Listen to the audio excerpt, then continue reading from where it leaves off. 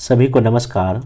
आज से YouTube पर एक नई शुरुआत मैं कर रहा हूं और ये नई शुरुआत है बिहार करंट अफेयर्स का डेली अब वीडियो में लाऊंगा। और ये जो डेली वीडियो रहेगा बिहार में जो न्यूज़पेपर पब्लिश होता है उसी के आधार पे, और मेनली मैं 4 न्यूज़पेपर को डेली कवर करूंगा, जिसमें कि एक तो दैनिक जागरण न्यूज़पेपर जो पटना एडिशन से आता है, दैनिक भास्कर पटना एडिशन वाला, फिर हिंदुस्तान पटना एडिशन वाला और प्रभात खबर पटना एडिशन का। ये 4 न्यूज़पेपर में वो कुछ ऐसी खबरें रहता है, न्यूज़ रहता है जो आपके बीपीएससी या किसी बिहार के किसी भी एग्ज़ाम के लिए जो है ना काफ़ी इम्पोर्टेंट रहता है। आज से जो मैं ये शुरू कर रहा हूँ, हालांकि मैं डेली बेसिस पे अपने टेलीग्राम चैनल पे नेशनल लेवल और इंटरनेशनल एंड जो है ना बिहार का जो करंट अफेयर्स का पेपर कटिंग मैं डेली पिछले कुछ दिनों से शेयर कर रहा हूँ। लेकिन जो है ना जब मैं पेपर शेयर करता हूँ तो उसमें काफ़ी सारा कॉल या डिमांड इस बात को लेके आता है कि इसका एक जो है ना 10 या 15 मिनट का ज़रूर आप वीडियो बना दिया कीजिए। तो अभी नेशनल लेवल का वीडियो बनाने का तो खैर टाइम नहीं है, लेकिन हाँ बिहार लेवल का जो है ना जो भी करंट अफेयर डेली पेपर में आता है उसको मैं आज 10 मार्च है, आज से मैं शुरू कर रहा हूँ। आगे अगर हमको टाइम मिलेगा तो नेशनल लेवल के भी न्यूज़ को हम कवर करेंगे। अभी तत्काल मैं बिहार को कवर कर रहा हूँ, और ये बिहार को कवर करने का एक तो पर्पस यही है कि अब आप चाहे पीटी दीजिए बिहार का, या मेंस दीजिए, या इंटरव्यू दीजिए, या एसए पेपर लिखिए, इन सभी में बिहार स्पेशल का रोल काफ़ी बढ़ गया है और किसी मैगजीन से आप इसको मेरे ख्याल से पूरा नहीं कर सकते हैं। इसलिए आपको डेली बेसिस पे अब जो है ना न्यूज़पेपर पढ़ना ही चाहिए। और चूँकि आप लोग 1 पढ़िएगा या 2 पढ़िएगा, तो अब जो इफ़ लेक्चर में मैं क्या करूँगा, एक चारों पेपर में जो न्यूज़ इम्पोर्टेंट रहेगा उस सबको मैं कवर करूँगा और ये डेली वीडियो में लाऊँगा। ये मुश्किल से 10 या 15 मिनट का वीडियो रहेगा और मैं पीटी मेंस इंटरव्यू ऐसे सबको सिलेबस इसी में कवर कर दूंगा। और इतना विश्वास रखें कि इफ लेक्चर के आने के बाद अब आपका जो है ना बिहार स्पेशल में चाहे पीटी में कोई क्वेश्चन पूछ दे या मेंस में पूछ दे या एसए में पूछ दे, वहां से आप इजीली बनाने के लायक आप रहिएगा। हाँ, बस आपको ये करना है, डेली बेसिस पे इसको फॉलो करना। और वीडियो देखने से पहले मेरे ख्याल से इसको शॉर्ट में आप इसको नोट डाउन ही कर लें, क्योंकि डेली वीडियो आएगा ही आएगा। हाँ, अगर कभी मान लीजिए कि वीडियो अगर नहीं आया तो नेक्स्ट दिन जो है ना उसको भी वीडियो बना के हम उसको मेकअप कर देंगे। तो शॉर्ट में एक नोट जरूर बनावें, और नोट जब बनावें तो अपने कॉपी में डेट लिखें। डेट कैसे लिखिएगा, क्योंकि 10 मार्च है तो 10 मार्च के न्यूज़पेपर में 9 मार्च का घटना रहता है। आप यहाँ 9 मार्च लिख दीजिएगा और ऐसे डेफ देके 10 मार्च लिखिएगा। इससे ये पता चलेगा कि आपने 10 मार्च को लिखा है और ये इसमें 9 मार्च का जो है ना खबर है। और अगर जहाँ किसी में अगर वीडियो नहीं बनेगा तो नेक्स्ट दिन जब मैं वीडियो बनाऊँ तो आपको बोल दूंगा कि आप इसमें इस तारीख का डेट डाल लीजिएगा। और मैं कोशिश करूंगा या तो शाम में या तो इवनिंग में किसी समय वीडियो बना दूं एक निश्चित टाइम में। बस आप इसको जब भी आपको टाइम मिले इस वीडियो को स्पीड बढ़ा के सिर्फ देख लेना और इसको शॉर्ट में नोट डाउन भी कर लीजिएगा। बहुत ही इंपॉर्टेंट ये अब फ्रीज होने वाला है, क्योंकि काफ़ी सारा कॉल या मैसेज आ रहा है। तो मैं नेशनल लेवल का अभी मैं नहीं बना पा रहा हूँ, हाँ, लेकिन आने वाले दिनों में मैं उसको भी कोशिश करूँगा कि नेशनल लेवल को भी कवर करूँ, क्योंकि नेशनल लेवल में काफ़ी सारे न्यूज़ होते हैं। उसको थोड़ा कवर करने में कम से कम बहुत अधिक हमको टाइम लगेगा। हाँ, लेकिन बिहार में ज़्यादा टाइम हमको नहीं लगेगा, लेकिन फिर भी आगे जैसे ही टाइम मिलेगा तो हम नेशनल लेवल को भी कवर करेंगे। तो आइए आज का जो है ना वीडियो में शुरू करता हूं। तो इसमें देखिए खुद नीतीश कुमार जी का एक 8 मार्च को जो अंतर्राष्ट्रीय महिला दिवस में आया है स्टेटमेंट कि राज्य में शराबबंदी से महिलाएं अत्यधिक खुश। तो अब देखिए शराबबंदी एक ऐसा टॉपिक है बिहार के लिए, चाहे आप पीटी का एग्ज़ाम दीजिए या मेंस का एग्ज़ाम दीजिए या एसए लिखिए या इंटरव्यू दीजिए। अगर मान लीजिए इंटरव्यू में आपसे क्वेश्चन ये पूछेगा शराबबंदी के क्या फ़ायदे हैं, बताओ क्या इसका नुकसान है, तो आप यहाँ खुद देख लीजिए। खुद मुख्यमंत्री जी कह रहे हैं कि शराबबंदी से महिलाएं काफ़ी खुश हैं और कहीं ना कहीं महिलाएं कहीं ना कहीं इम्पावर हुई है, तो आप इजीली इसको लिख सकते हैं। अब यहाँ जो मेंस के पॉइंट ऑफ व्यू से आप इसका कैसे यूज करेंगे, देखिए यहाँ पे खुद एक यहाँ खबर जो मुख्यमंत्री खुद बोले हैं, यहाँ पे आप लाइन देख सकते हैं, महिलाओं के सशक्तिकरण को लेकर राज्य सरकार काफ़ी प्रयत्नशील है। जैसे मुख्यमंत्री बालिका पोशाक योजना, मुख्यमंत्री बालिका साइकिल योजना, मुख्यमंत्री कन्या विवाह योजना, मुख्यमंत्री कन्या उत्थान योजना, जीविका योजना और सरकारी सेवाओं में 35% का आरक्षण और नगर निगम या पंचायत चुनाव में 50% का आरक्षण जो है महिलाओं के लिए दिया गया है। अगर क्वेश्चन ये पूछ दे मेंस में कि महिला सशक्तिकरण से आप क्या समझते हैं, क्वेश्चन लिख लीजिए यहीं पे, आप अपनी कॉपी में क्वेश्चन बनाइए कि महिला सशक्तिकरण से आप क्या समझते हैं। बिहार सरकार इस दिशा में कौन कौन से प्रयास कर रही है, चर्चा करें। तो अब सबसे पहली बात, आपको महिला सशक्तिकरण क्या होता है वो दिखाना पड़ेगा। मतलब महिलाओं का सामाजिक, आर्थिक, नैतिक, मानसिक सभी तरह से विकास करना एक प्रक्रिया, ये प्रोसेस है ये। और अब बिहार सरकार क्या क्या इसके दिशा में प्रयास कर रही है, आप यही सब योजना आराम से उसमें लिख सकते हैं। तो ये जो यहाँ पे न्यूज है, इसको यहाँ से आपको निकालना पड़ेगा और इसको मेंस में कहीं ना कहीं चिपकाना पड़ेगा। और एक चीज़ है, इंटरव्यू में 65 का जब मैं इंटरव्यू दे रहा था तो उसमें हमसे ये पूछा कि ऐसे 5 योजना का नाम बताओ बिहार सरकार का जो महिलाओं से संबंधित है। तो अब जब तक आपको ये सब चीज़ें याद नहीं होगा तो आप कैसे जवाब दीजिएगा। तो ये आपके लिए एक इम्पोर्टेंट जो है न्यूज हो गया। अब नेक्स्ट चलते हैं घटना पे। ये जो विजेंद्र यादव बिहार में मंत्री हैं, नवीकरणीय ऊर्जा मंत्री हैं, तो इनका एक कथन है, मतलब इन्होंने एक स्टेटमेंट दिया है कि 8,000 चिन्हित भवनों पर क्या लगाए जाएंगे, सोलर पैनल लगाए जाएंगे। अगर मान लीजिए क्वेश्चन ये पूछेगा कि अभी वर्तमान परिदृश्य में ऊर्जा के बिना कोई भी राष्ट्र या राज्य विकसित नहीं हो सकता है, इस दिशा में बताइए कि बिहार में नवीकरणीय ऊर्जा के क्या संभावनाएं हैं। तो आपको चूंकि दिखाना पड़ेगा कि तेज गति से जनसंख्या, शहरीकरण बढ़ने की वजह से ऊर्जा की मांग बढ़ती जा रही है और ऊर्जा की बढ़ती मांग को पूरा करने के लिए हम सिर्फ जीवाश्म ईंधन पे नहीं रह सकते डिपेंड। इसके लिए हमको नवीकरणीय ऊर्जा को अपनाना पड़ेगा। और नवीकरणीय ऊर्जा को अपनाने में क्या, अब नवीकरणीय ऊर्जा में क्या है, आपका सौर ऊर्जा है, पवन ऊर्जा है, बायोमास है, इस आपको जिक्र करना पड़ेगा। और बिहार में चूंकि ठीक ठाक धूप हर एक साल हो ही जाती है, तो और काफ़ी सारे सरकारी भवन है और भी कई सारे ऐसे बेकार भवन है जहाँ पे हम जो है ना सोलर पैनल लगा सकते हैं। तो आप यहाँ पे संभावनाएं में दिखाइए कि बिहार में सौर ऊर्जा की काफ़ी संभावनाएं, हालांकि पवन ऊर्जा की बिहार में कम संभावना है जितना कि तमिलनाडु या केरला या गुजरात, राजस्थान में है, लेकिन चूंकि वो तट पे इलाके पे राज्य है। लेकिन हमारा जो है ना राज्य जो है ना कहीं सोलर पैनल लगाने के लिए ज़्यादा अच्छा है। तो आप यहाँ पे बतावें कि बिहार में जो है ना नवीकरणीय ऊर्जा के तहत सोलर ऊर्जा की काफ़ी अधिक संभावना है। और ये खुद विजेंद्र जो यादव जो मंत्री जी बोल रहे हैं, तो यहाँ पे इनका बात तो सत्य ही होगा। और यहाँ पे देखिए है यहाँ पे न्यूज, नवीकरणीय ऊर्जा को बढ़ावा देने हेतु कजरा, एक कजरा है और एक कौन सा पीरपैंती में जो है ना 400 और 450 मेगावाट क्षमता के सौर ऊर्जा पर काम चल रहा है। अगर क्वेश्चन ये पूछ दे कि बिहार सरकार सौर ऊर्जा को बढ़ावा देने के लिए कौन कौन से काम कर रही है, तो आप ये भी लिख सकते हैं। और क्योंकि अभी गर्मी का समय आ रहा है, ऊर्जा का मांग तो बढ़ेगा ही, तो आप इसको जो है ना एज ए मेंस के पर्पज से आप इसको यूज कर सकते हैं। बाकी यहाँ देखिए, और ये ऊर्जा मंत्री जी का कहना है कि इससे एक तो कार्बन उत्सर्जन कम होगा और उन्होंने कहा हमें स्कूल भवनों पर सौर ऊर्जा संयंत्र लगाना चाहिए ताकि बिहार की जो सौर ऊर्जा से ही पूरी हो सके। कितना अच्छी बात है। जल संसाधन विभाग के अंतर्गत जो पोखर है उसमें हमें फ्लोटिंग प्लांट लगाना चाहिए, जैसे कि दरभंगा और सुपौल में लगा हुआ है। तो ये सब आपके लिए कहीं ना कहीं मेंस के लिए होगा। तो यहाँ पे एक क्वेश्चन बना लीजिए, वही जो बताया कि ऊर्जा वर्तमान समय में एक आवश्यक चीज़ बन गई, आवश्यक है किसी भी देश या राष्ट्र के विकास के लिए। बिहार सरकार नवीकरणीय ऊर्जा को बढ़ावा देने के लिए कौन कौन से कार्य कर रही है या इसके क्षेत्र में क्या संभावना है। तो कोई भी क्वेश्चन बनाकर आप इसको लिखने का क्या कीजिएगा, कोशिश कीजिएगा। और जो मेरा लेक्चर होगा, मैं हर एक मतलब कि न्यूज़ में मैं कुछ ना कुछ क्वेश्चन आपको दूंगा ताकि आपके लिए जो है ना वो यूजफुल रहे। देखिए इसमें एक और न्यूज़ आया है कि 3 फर्क परियोजनाओं को केंद्र ने दिया 1,807 करोड़ दिया है बिहार सरकार को।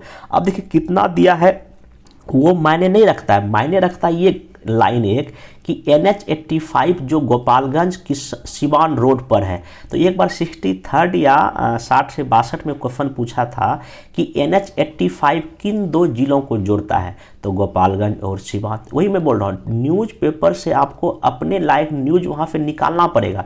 सब न्यूज़ न्यूज़पेपर में आपके लिए लायक नहीं होता, बस आपको निकालना एक कैसे निकलेगा, ये प्रीवियस ईयर क्वेश्चन बैंक देखने से निकलेगा। अब एक सबसे मोस्ट इम्पोर्टेंट खबर देखिए, श्वेत क्रांति ने बदली महिलाओं की किस्मत। सबसे पहली बात, श्वेत क्रांति क्या है, यहाँ देखिए, इसको आप लिखिए, ये मेंस में पूछा है और यूपीएससी में यहाँ तक पूछा है। तो श्वेत क्रांति क्या है, देश में दूध उत्पादन को बढ़ावा देने के लिए 1970 में इसको शुरू किया गया था। इसके जो जनक कौन है, वर्गीस कुरियन, पीटी के लिए इंपॉर्टेंट हो गया।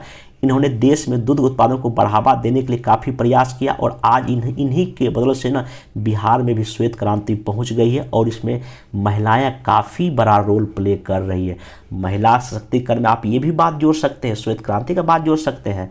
और जो है ना, दूध उत्पादन को बढ़ावा देने के लिए बिहार में एक सहकारी समिति है, उसका नाम है राज दूध सहकारी संघ लिमिटेड, कामफेड। ये बहुत बड़ा रोल प्ले कर रहा है और ये महिलाओं को छोटे छोटे समिति बना के जो है ना दूध उत्पादन पर काम कर रही है और कहीं ना कहीं इससे जो है ना महिला सशक्तिकरण को बढ़ावा मिला है। कई सारा ऐसा डेयरी प्रोजेक्ट है, चाहे पटना हो, वैशाली हो, समस्तीपुर, आसपास के क्षेत्र में महिलाएं से जुड़ के काफ़ी अर्निंग भी कर रही है और आर्थिक तौर पे आत्मनिर्भर भी बन रही है। तो आप यहाँ लिख सकते हैं कि क्वेश्चन अगर पूछ दे, क्वेश्चन यहाँ मेंस में मेनली पूछेगा कि श्वेत क्रांति का बिहार में क्या स्थिति है, इसकी आगे क्या संभावना है और इससे महिला सशक्तिकरण को कैसे सहायता पहुंचेगा। कोई भी क्वेश्चन आप इसको जोड़ के आराम से बना सकते हैं। नेक्स्ट जो है एक चहक, ये पीटी में पूछेगा, ये मेंस का नहीं है, सिर्फ इसमें लिखिएगा चहक। ये सिंपल ये क्या है कि जो सरकारी स्कूल में जो पहली बार जब बच्चा एडमिशन के लिए जब पढ़ने जाता है तो उसको इसमें ये बताया जाएगा कि यहाँ क्या गतिविधियाँ स्कूल में होता है, उसको इस चहक पुस्तिका के माध्यम से बच्चे को ये बताएगा। सिंपल पूछ सकता है चहक किससे संबंधित, शिक्षा से संबंधित है। इसमें सिंपल सी बात है कि पूरा का पूरा गतिविधि स्कूल के बारे में लिखा रहेगा ताकि बच्चे अपने स्कूल के गतिविधि या यहाँ के बारे में, पर्यावरण के बारे में बेहतर ढंग से जान पाए, ये ध्यान रखिएगा। फिर एक और है, खेती में बढ़ रहे व्यवसाय के अवसर, बीज उत्पादन पर कर किसान हो रहे हैं सवाल। मतलब कि बिहार में जो है ना, बिहार सरकार भी और केंद्र सरकार कुछ ऐसी योजनाएं चलाएं जिससे किसान अपना खुद का बीज उत्पादन कर सके और बाजार पे वो डिपेंड ना हो पाए। बस एक लाइन यहाँ लिख लें कि बिहार में कृषि को विकास के लिए जो है ना बीज उत्पादन पर ना काफ़ी फोकस किया जा रहा है और इसमें दो योजना, एक तो राष्ट्रीय बीज निगम लिमिटेड योजना है और एक राज्य के लेवल पे भी बीज उत्पादन स्कीम चल रहा है। तो आप इसको सिर्फ कहीं ना कहीं एक अपने में नोट डाउन कर लीजिए, ये चीज़ें चल रही है। अगला है, केंद्रीय मदद धीमी तो आंतरिक संसाधन से हुई भरपूर उगाही। अब देखिए यहाँ क्या लिखा है, केंद्र सरकार का मदद बिहार को जब नहीं मिला तो राज्य में जो संसाधन से जो उगाही हुआ उसी से ये लोग अपना काम कर लिए हैं। अब देखिए यहाँ पे क्वेश्चन जब 67 मेंस का देखिएगा तो वहाँ पूछा है कि बिहार और केंद्र के बीच विवाद के क्या बिंदु है, और विवाद के क्या बिंदु है हो सकता है आपको किसी मैगजीन में ना मिले। देखिए यहाँ पेपर में दिया हुआ है, सीधे बिहार के जो वित्त मंत्री का आरोप है कि केंद्र सरकार समय पर राशि नहीं दे रही है। केंद्रीय करों में राज्यों की हिस्सेदारी हो या सहायता अनुदान, इन दोनों मदों में समय पर धन नहीं मिल रहा। देखिए ये हर एक राज्य का आरोप है कि केंद्र सरकार जो है ना सही समय पे वित्त आयोग जो सिफारिश करती है वो पैसा या अनुदान का पैसा नहीं आता है और इसकी वजह से राज्यों में विकास के कार्य जो है ना बाधित हो जाता है। तो आप ये लिख सकते हैं। और देखिए आगे यहाँ पे देखिए लिखा हुआ है, डेटा के साथ लिखा हुआ है, राज्य के चालू वित्त वर्ष 2022-23 का बजट 2,37,000 करोड़ का है। इसमें 1,96,704 करोड़ रुपए राजस्व प्राप्ति मद से आने हैं। 1 जनवरी तक 1 लाख इतना करोड़ रुपये खजाने में जमा हो गए, ये लिख सकते हैं। अब यहाँ देखिए एक और यहाँ जो है कि चालू वित्त वर्ष में केंद्रीय करों में राज्यों के हिस्सा मद में 65,900 करोड़ रुपये मिलने को अब तक 40,600 करोड़ ही मिले हैं और यह कुल का कितना है, मतलब 60% है। मतलब कि पैसा नहीं मिला है और ये जो पैसा नहीं मिला तो राज्य सरकार को काफ़ी दिक्कत हो रहा है और राज्य और केंद्र में एक बड़ा तनाव का एक यही कारण है। आप इसको इसे अपने कॉपी में लिख सकते हैं कि राज्यों को जो है ना सही समय पे अनुदान और जो फंड नहीं मिलता है जिससे केंद्र और राज्यों में तनाव देखने को मिलता है। अब देखिए दूसरे ही पेपर में वही घटनाक्रम को कुछ और विस्तारित करके बताया है कि सरकारी स्कूल समेत 8000 सरकारी भवनों पर लगाए जाएंगे सौर ऊर्जा संयंत्र। तो ये खुद ऊर्जा मंत्री बोले हैं, तो वही यहाँ पे चीज़ें है बताया गया है। अब यहाँ देखिए लिखा भी है, यहाँ अक्षय ऊर्जा की है अपार संभावनाएं। मतलब यहाँ देखिए कि कजरा पीरपैंती में सौर ऊर्जा लग रहा है, बाकी जितने भी सरकारी भवन है या कुछ पहाड़ी क्षेत्र है, ग्रामीण क्षेत्र है, तो वहाँ पे हम ये अक्षय ऊर्जा को काफ़ी बढ़ावा दे सकते हैं, जिसमें कि सौर ऊर्जा भी, कहीं कहीं पवन ऊर्जा भी, और भी चीज़ें हम इसमें कर सकते हैं। मेनली जो है ना आपका जो है ना फ्लोटिंग सोलर प्लांट, ये काफ़ी बेहतर बिहार में हो सकता है, क्योंकि काफ़ी सारा चौड़ है, मन है, दलदली भूमि है जहाँ बेकार पड़ा रहता है, जहाँ हम इसका डेवलपमेंट कर सकते हैं। अब बांका में एक मंदार पर्वत है, पीटी क्वेश्चन देख लीजिए, पर पाषाण काल के पत्थरों से बनेगा काशी विश्वनाथ मंदिर, 1000 साल तक रहेगा सुरक्षित। तो पहली बात, बांका में मंदार हिल पर्वत है, और ये मंदार हिल पर्वत अभी न पर्यटन के रूप में बिहार सरकार इसको बढ़ावा दे रही है, और यहाँ पे एक न काशी विश्वनाथ का जो मंदिर बनाया जा रहा है। बस इतना आप पीटी के लिए इतना आप इसको लिख लें कहीं पे, इतना आपके लिए सफिशिएंट रहेगा। दूसरा जो है ना, अब देखिए कभी कभी क्वेश्चन बिहार में आता है कि बिहार की प्रादेशिक विकास की क्या समस्या है, या बिहार के विकास के लिए कौन सा बेहतर एक रोड मैप हो सकता है। यहाँ देखिए है कि बाढ़ टाल क्षेत्र को मुख्य मार्ग से जोड़ने के लिए बनेगी 9 सड़कें। आपको पता है कि जो है ना टाल क्षेत्र जो गंगा के आसपास, गंगा के बगल बगल में टाल क्षेत्र है, और ये बहुत बड़ा एरिया बिहार में ये चीज़ इसका है। तो यहाँ का विकास के लिए हमको यहाँ इसके आसपास जो है ना रोड या और भी कई विकास या इंफ्रास्ट्रक्चर के काम करने पड़ेंगे, ताकि इन क्षेत्रों का बेहतर विकास हो पाए। तो टाल क्षेत्रों के विकास के लिए हमको अलग से सोचने की ज़रूरत है। वहाँ जो स्थानीय स्तर की जो समस्या है, जो सुविधाओं की कमी है, उसको अगर पूरा कर दें तो यहाँ टाल क्षेत्र जो है ना एक इकोनॉमिक हब बिहार का बन सकता है। और यहाँ देखिए लिखा है कि इस इलाके में जो टाल क्षेत्र में किसान दलहन, गेहूं, सब्जी का उत्पादन करते हैं, लेकिन फर्क नहीं रहने से बड़े बाजार तक उत्पादन ले जाने में परेशानी होती है। वर्तमान में यहाँ कच्ची सड़कें हैं, जिसे टाल क्षेत्र में अलंग कहते हैं। सड़क निर्माण होने से लोगों का सीधा जुड़ाव अनुमंडल, प्रखंड और जिला से हो जाएगा, जिससे काफ़ी लोगों को क्या होगा, फायदा होगा। देखिए अगर अभी पलायन बिहार में समस्या है, अगर यहाँ देखिए खुद लिखा हुआ सड़क नहीं होने की वजह से किसान बाजार तक अपना सामान नहीं पहुंचा पाते, अगर जो सड़क बन जाए तो बल्ले बल्ले हो जाए। तो आप ये सिंपल एक लाइन में लिख लें कि टाल क्षेत्र के विकास के लिए आसपास सड़कों का निर्माण किया जाए। बाकी कहाँ कितना ऐसा आपको उतना लिखने का जरूरत नहीं है। एक ये पीटी लिख लीजिए, आयुर्वेदिक पद्धति से पहली बार शुरू होगा फाइलेरिया का इलाज। फाइलेरिया, तो यहाँ पे पटना आयुर्वेदिक कॉलेज अस्पताल में ये इलाज हो रहा है, और यह इलाज बिल गेट्स जो फाउंडेशन के सहयोग से होगा। बस इतना आप ध्यान रखिएगा, आपके लिए ये पीटी में पूछा जा सकता है। नेक्स्ट चलते हैं।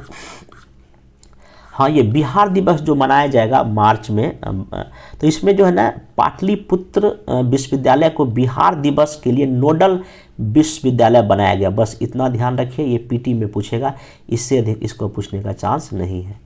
नेक्स्ट जो है, हाँ ये भी इम्पोर्टेंट आपके लिए पीटी के पर्पज़ से है कि बिहार के 98 स्कूलों ने 754 को गोद लिया। अब ये गोद क्या समझिए, यहाँ देखिए लिखा हुआ है कि आपको पता है कि नीति आयोग हमारे देश में एक संस्था है, और नीति आयोग ने एक जो है ना अटल टिकलिंग लैब खोला है, मतलब 2016 से है, हर एक ज़िले के कुछ इस विशेष स्कूलों में। तो बिहार में भी इसके तहत न कुछ स्कूल में ये लैब खोला जा रहा है। यहाँ आप देख लीजिए, मैं पढ़ के सुना देता हूँ। प्रयास सही दिशा में हो तो सफलता मिलनी तय है। कुछ स्कूलों की ओर से ऐसा ही किया जा रहा है। ये राज्य के 98 स्कूलों में 754 विश्वविद्यालयों को गोद लिया गया है।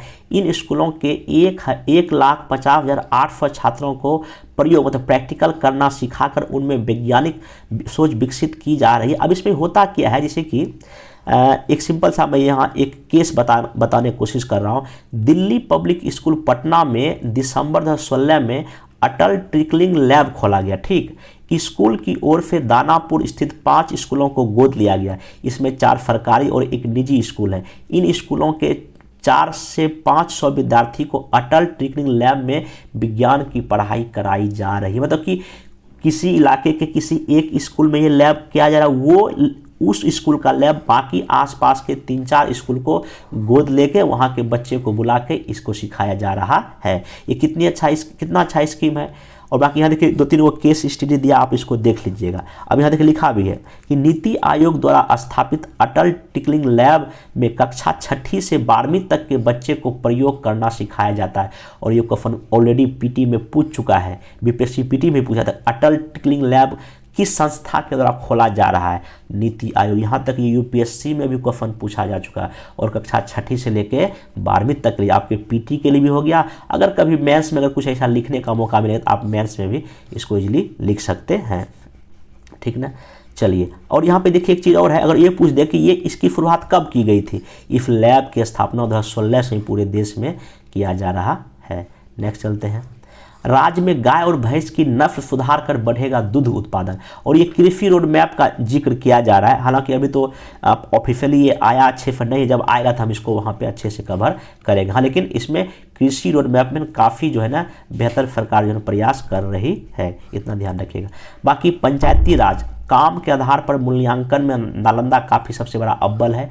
इसको पीटी के लिए आप सिंपल सा याद रख लीजिए कि पंचायती राज विभाग द्वारा कार्य दक्षता के आधार पर फरवरी में किए गए मूल्यांकन नालंदा जिला सबसे सर्वश्रेष्ठ रैंकिंग पे है। दूसरे पर वैशाली है, तीसरे पर किशनगंज है, चौथे पर बांका है। ये 3-4 जिला आप इसको याद रख सकते हैं बस, और इसमें कुछ याद रखने की ज़रूरत नहीं है।